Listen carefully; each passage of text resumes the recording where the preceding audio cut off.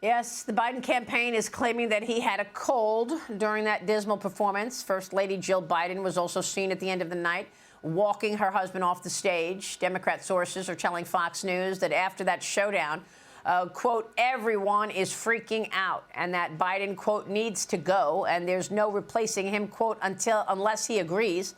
The Trump campaign, meanwhile, declaring victory last night in a statement saying, quote, President Trump delivered the greatest performance and victory in history. Joining me now is former Arkansas governor, former presidential candidate himself, Mike Huckabee.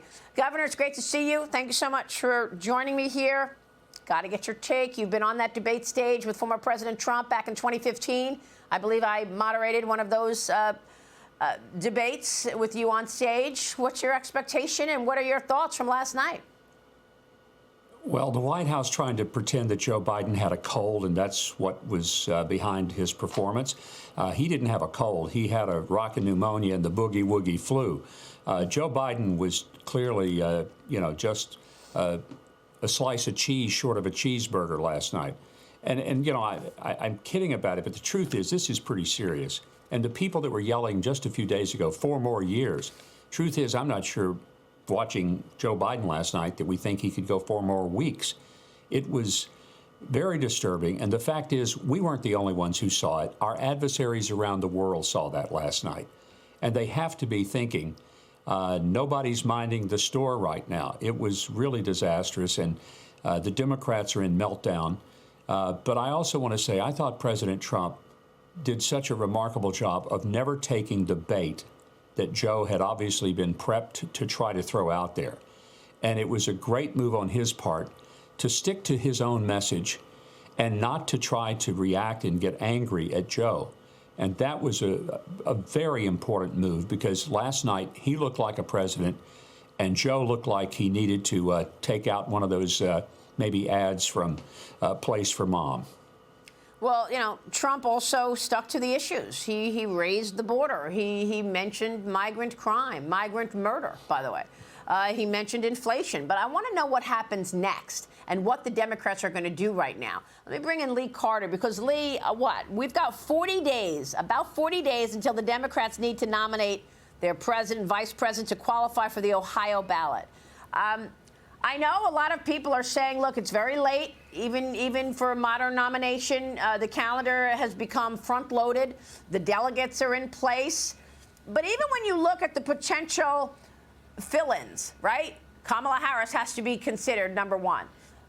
Gavin Newsom, Whitmer in Michigan. All of these people, they also poll low versus Donald Trump, right? Tell us what happens next, Lee. So if any of these other candidates were to go forward, right now they do poll worse than Donald Trump. They would lose to Donald Trump. In fact, Joe Biden is the strongest candidate that's out there right now. I think there's a lot of reasons why. I think Kamala Harris is a very unlikable candidate. People do not get excited by her. And also a lot of people feel alienated by her. Very, very disappointed in her performance as the czar on the border.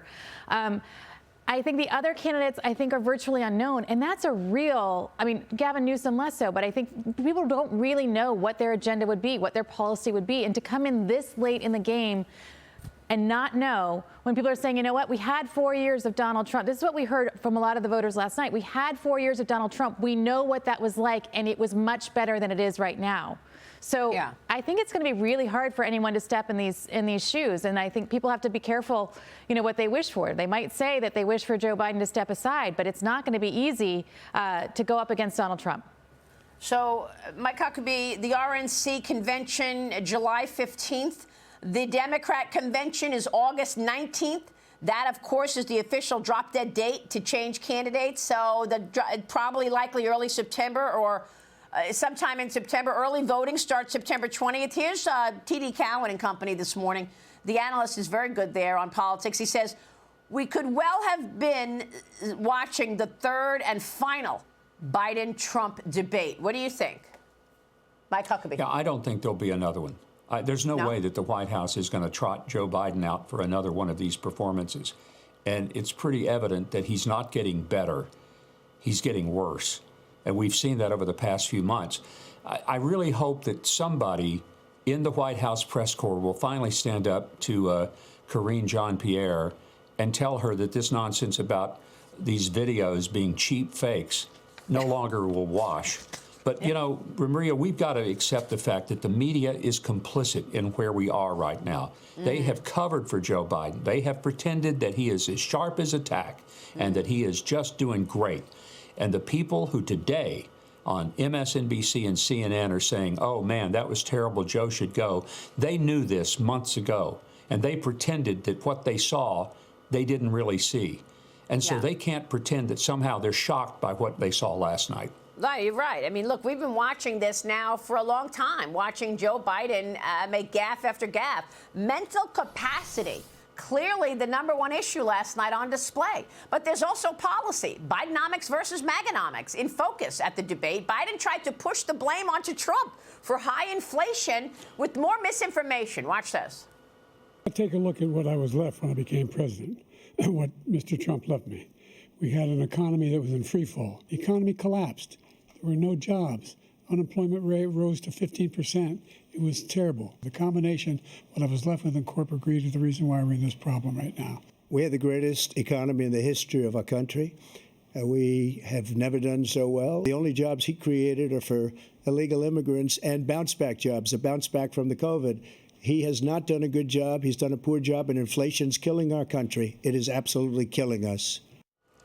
Yeah, Joe Biden's misinformation was just that. Fox Business's Edward Lawrence fact-checked the Biden claims. He claimed that unemployment was at 15% when he came into office. That's not true. The unemployment rate was actually at 6.3% in January of 2021.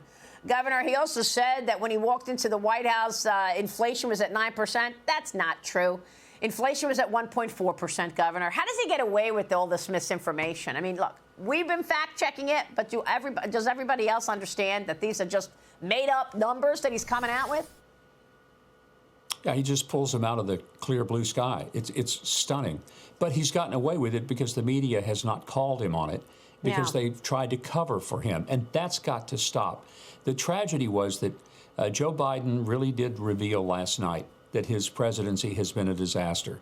And Donald Trump did a great job of sticking to his message and reminding Americans that this is not really about the personalities of the two candidates. It's about policies. Those policies affect every single American family when they sit down at the dinner table. All right, we will leave it there. Governor, it's always a pleasure. Thanks so much for weighing in. Mike Huckabee joining us this morning.